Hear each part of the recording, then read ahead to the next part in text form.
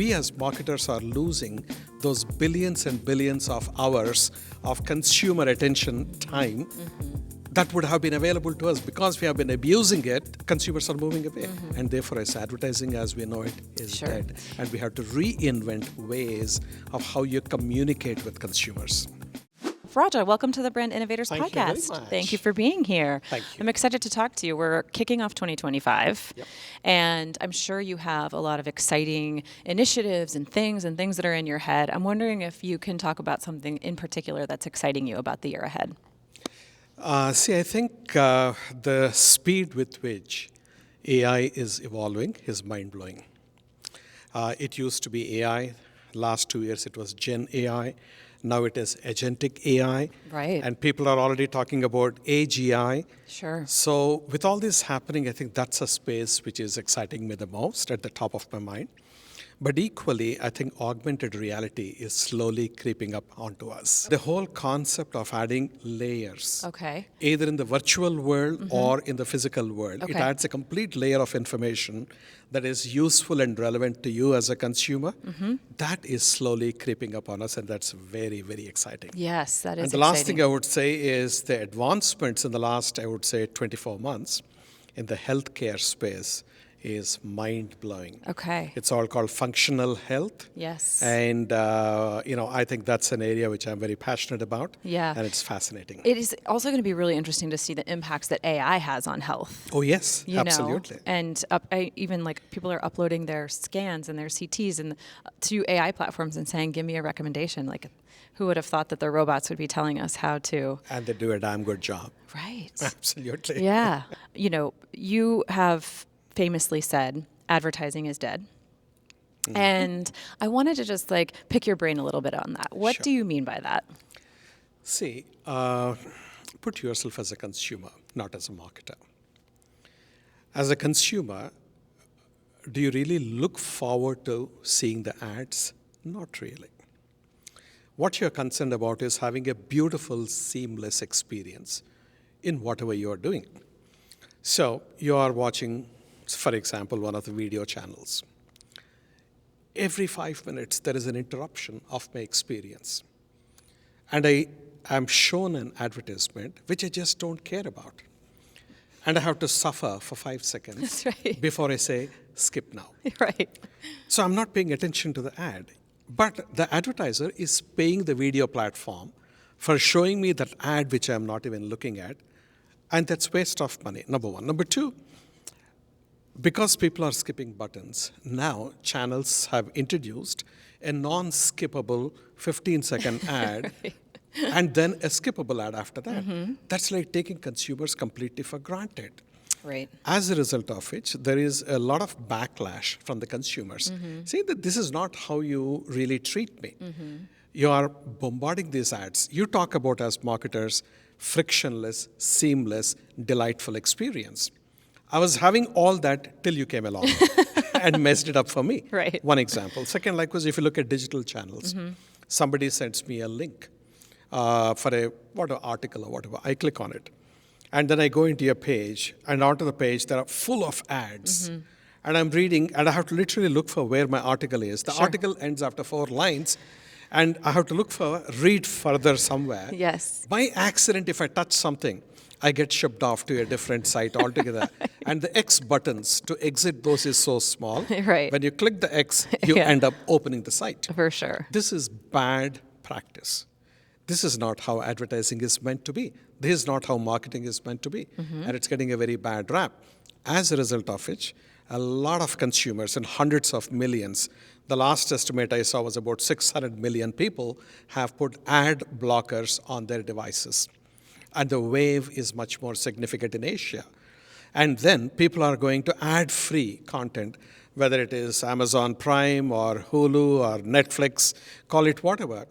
As a result of which, we as marketers are losing those billions and billions of hours of consumer attention time that would have been available to us. Because we have been abusing it, consumers are moving away.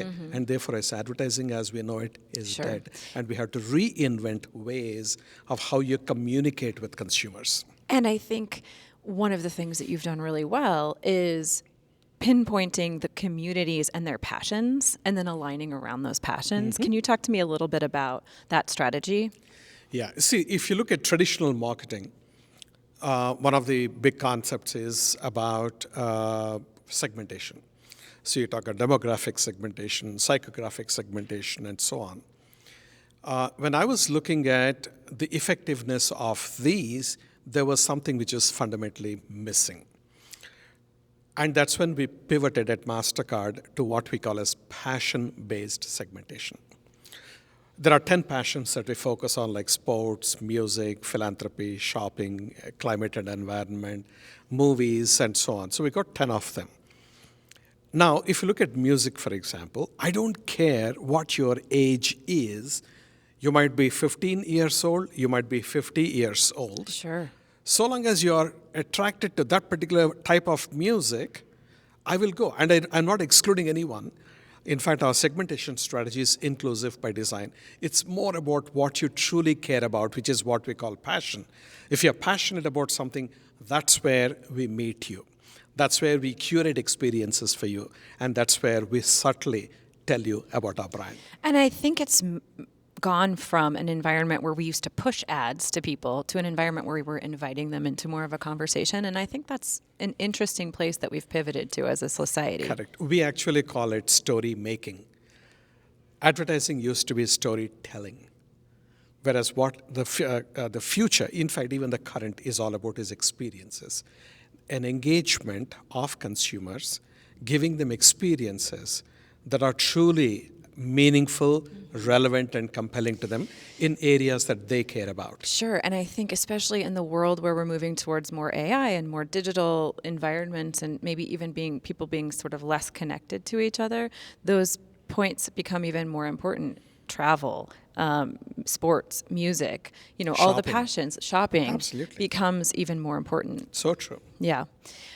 If I could pivot just to a little bit more on the personal side, Sure. I'd love to have an understanding of how do you inspire your teams to have this mindset and to think about the consumer in a different way and to be almost consumer first in the way that they're planning campaigns or planning, their marketing programs.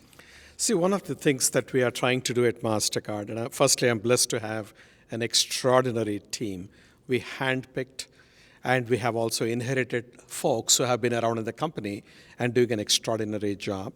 So the first thing that we try to do is to reorient them to the new realities through coaching, through training programs. For example, behavioral economics is a very, very important aspect of marketing, which many marketers don't use. Right. So we have a professor coming and teaching us behavioral economics every month, as an example. Wow. So that what happens is when they go through that experience, they say, oh, wow, actually, this can have these kind of implications in my marketing plans or programs or campaigns.